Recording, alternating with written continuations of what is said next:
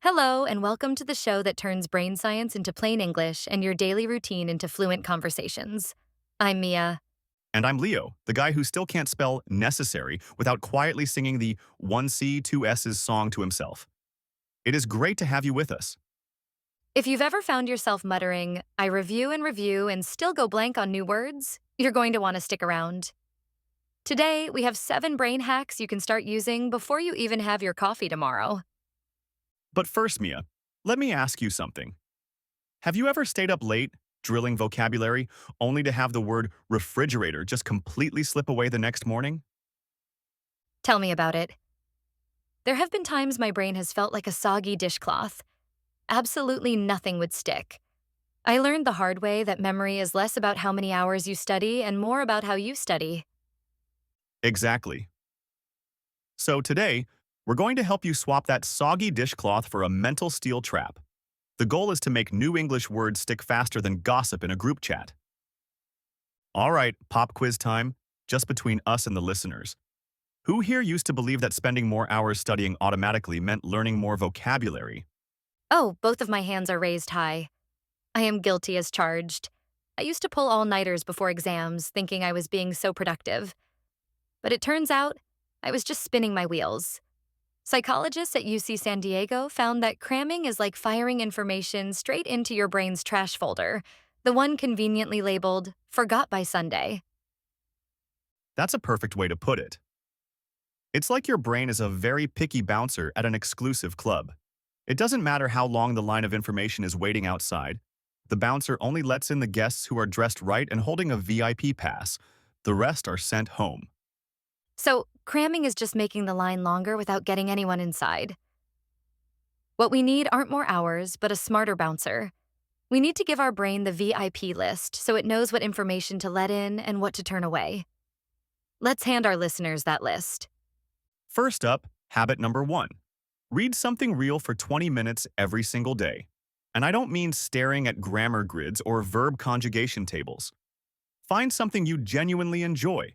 It could be graphic novels, news articles, tweets, even the back of a cereal box.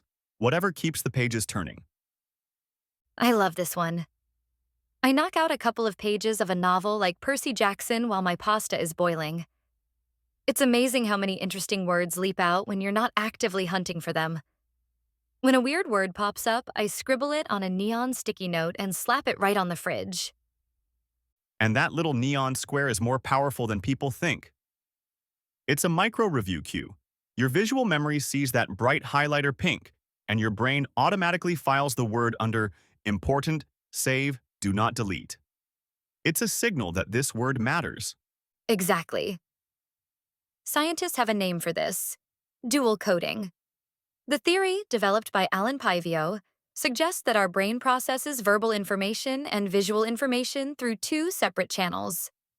When you connect a word with a picture, or in this case, a word on a bright physical object, you're creating 2 grappling hooks in your mind instead of 1. That makes the memory much stronger. 2 hooks for basically half the effort. That sounds like the sale of the century to me. You're not just reading a word, you're creating an experience around it. Habit number 2 is another one I swear by: walk and talk. It sounds simple, but it works.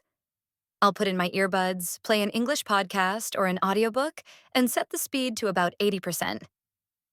And the walking part is key. Moving your body, even just a brisk walk, spikes the production of something called BDNF, which stands for brain-derived neurotrophic factor. Think of it as miracle grow for your neurons. It helps grow new brain cells and strengthens the connections between them, which is crucial for learning and memory. It really is. So, while I'm walking, I'll parrot every sentence I hear for the distance of about 2 lampposts. Then I hit rewind and do it again. My neighbors probably think I've lost my mind, but my pronunciation and fluency leveled up in just a few weeks. You feel the rhythm of the language in your body. And there's a bonus benefit. The cardio from walking helps shave down cortisol, which is often called the stress hormone. We can think of cortisol as a little gremlin that blocks your memory retrieval pathways. When you're stressed, that gremlin gets bigger and blocks the road. So you slim the gremlin and fatten the lexicon. It's a total win-win. You get your exercise in and boost your brain power at the same time. Okay, on to habit 3, spaced repetition. This one saved me in college. Instead of cramming, you review information at increasing intervals. I use a free app that quizzes me on new words on day 1, then day 3, then day 7, and then day 14. It's all based on a concept called the forgetting curve, first described by psychologist Hermann Ebbinghaus. He discovered that we forget most new information almost immediately if we don't review it. Each time you review the information right before you're about to forget it, you force your brain to work a little harder to retrieve it. That effort is what strengthens the memory.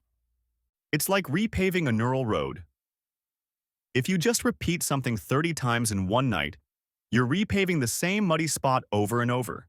An hour later, it's still mud. But if you space it out, you allow each layer of asphalt to dry. You come back, add another layer, and another, until that road is highway smooth. My flashcard pile literally shrank from 200 cards down to about 60 because of this. The algorithm in the app pings me with a word right at the moment I would normally forget it. It feels a little creepy sometimes, like it's reading my mind, but it's incredibly kind and effective. Habit 4 is for those really freaky words that just won't stick. Build a memory palace. It sounds grand, but you can use any place you know intimately, like your own apartment or your daily walk to work. I turn my tiny apartment into a mental zoo. Okay, you have to give us an example. How does that work? All right, let's take the word gregarious, which means sociable or fond of company. I imagine a giant, super chatty giraffe. Let's call him Greg the Giraffe, wearing sunglasses and lounging on my couch. He's not just sitting there, he's actively chatting up my throw pillows, telling them jokes. That's incredibly vivid. So, the next time you go to grab the TV remote from the couch, you mentally see this gregarious giraffe. He waves and basically hands you the definition of the word. Exactly. It sounds completely nuts, but our brains, particularly the hippocampus, evolved to remember places and spatial relationships, not abstract lists of words. So, you're hacking your brain's existing hardware. You're giving a homeless word a memorable physical home. I love that. Now, for habit 5, let's slow down a bit. Take 90 seconds of mindfulness before you crack open a textbook or start a study session. I just sit down, count 10 deep breaths, and mentally tag my thoughts as either useful or just noise. That's such a powerful micro habit. Brain scans from Harvard show that this simple practice helps to quiet the default mode network, or DMN. The DMN is basically your brain's inner squirrel on a wheel circuit. It's active when you're mind wandering, worrying about the future, or replaying the past. And when that squirrel is running wild, your focus is shot. The upshot is that one truly focused hour of study is worth more than 3 distracted ones. Quieting the DMN allows you to actually be present with the material you're trying to learn. I do this on my subway commute. I just close my eyes and focus on my breath. My fellow writers probably assume I'm just napping, but I'm really part of a secret meditation club. It's a free and easy way to clear the mental clutter before I dive into my language app. All right, we're about to hit the final 2 habits, but first, a quick favor. If any of these hacks have clicked for you so far, go ahead and smash that like button. It really helps the algorithm rescue more English learners from the purgatory of late-night cramming. And we'd love to hear from you. Drop the one habit you're going to try tonight in the comments below. The early birds will get a reply from us with a virtual high five. We read every single comment. Okay, we're back. Habit number 6 is to teach what you learn. This is based on a phenomenon called the protege effect. The act of preparing to teach someone else forces you to engage with the material on a much deeper level. Each night, I explain one new phrase or concept I learned to my little brother in under 60 seconds. Scientists have found that teaching something lights up more synapses and uses more effective learning strategies than when you're just passively listening or reading. When you teach, you have to organize your thoughts, find the key information, and structure it in a clear, coherent way. You can't explain what you don't truly understand. And if you don't have a handy sibling, no problem. You can lecture your plant, explain a new word to your mirror, or teach your goldfish. The key is to form the sentences and say them out loud. Goldfish are the perfect audience, I have to say. They offer zero judgment and maximum side-eye. But seriously, the act of verbalizing forces your brain to retrieve and assemble the information, which is a powerful memory booster. And finally, our seventh and arguably most important habit, respect the sleep gate. Getting a solid 7 to 9 hours of sleep is like hitting the save button on your mental Word document. If you don't, all that work can be lost. I used to be the queen of trading sleep for a few more hours of dawn cramming. I thought I was getting ahead, but my retention actually tanked. Studies show that a lack of sleep can lower your learning ability by as much as 40%. That's because deep sleep is when the real magic happens. During slow-wave sleep, the brain activates something called the glymphatic system. It's essentially a brain-cleaning service that rinses out metabolic byproducts and toxins, like amyloid beta, that accumulate during the day and can fog up your thinking. And different sleep stages consolidate different types of memories.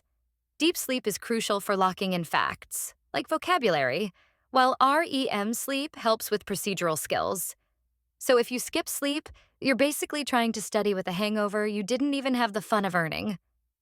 Hard pass. Now, the real power comes when you start blending these habits. For example, a perfect study session for me might look like this. I read for 20 minutes, then I take a 10-minute walk while shadowing what I'm listening to. Throughout the day, I'll use my spaced repetition app. For the really tricky words, I'll place them in my memory palace. Before bed, I'll teach my dog the word of the day, and then I'll crash for a full night's sleep. Wait. Your dog speaks English now? Only the important food words, cookie, walk, and banana. He's the perfect student, very motivated. That's brilliant. But for everyone listening, the key takeaway here is consistency over intensity.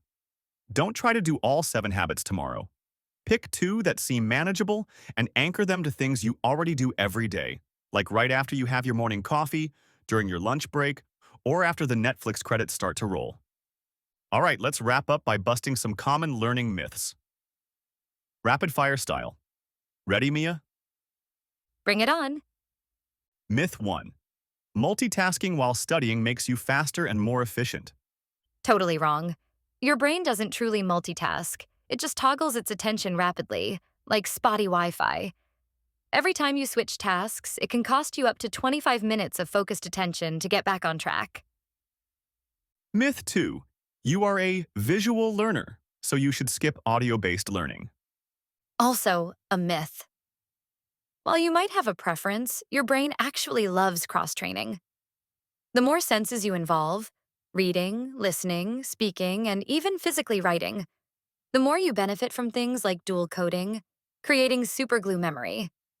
Last one. Myth 3. Once you're past 25, your brain is basically done learning new things. Game over. Absolutely not. The concept of neuroplasticity shows that your brain can form new connections and adapt at any age. It never retires. It just might want clearer goals, a good night's sleep, and maybe a comfy chair. That brings us to the end of our 7 habits. On our next episode, we're going to be tackling some of your questions. Is caffeine a hero or a villain for memory? Can listening to music with lyrics actually help you study? Or does it hurt? Drop your burning questions below this video. We'll pick our favorite 3 to answer, and we'll also send the winners our free PDF cheat sheet of all 7 habits we talked about today. It's a great little summary to keep on your phone or desktop. All right, time for a lightning recap. To boost your brain power for learning English, our 7 habits are: read something you enjoy daily, walk and talk to get the blood flowing, space out your reviews, build a memory palace for the weird words, take 90 seconds to breathe first, teach what you learn out loud, and sleep like you're getting paid for it. Start by stacking just 2 of these habits. Once they feel as automatic as brushing your teeth, consider adding a third. Remember, it's all about tiny, consistent upgrades that lead to huge neural skyscrapers. Don't forget to subscribe and ring that notification bell so you don't miss next week's great caffeine showdown. And if you know a friend who still swears by all-night cramming sessions, do them a favor and share this episode. Save a brain, share a podcast. Until next time, keep your mind bright and your English lighter. Bye.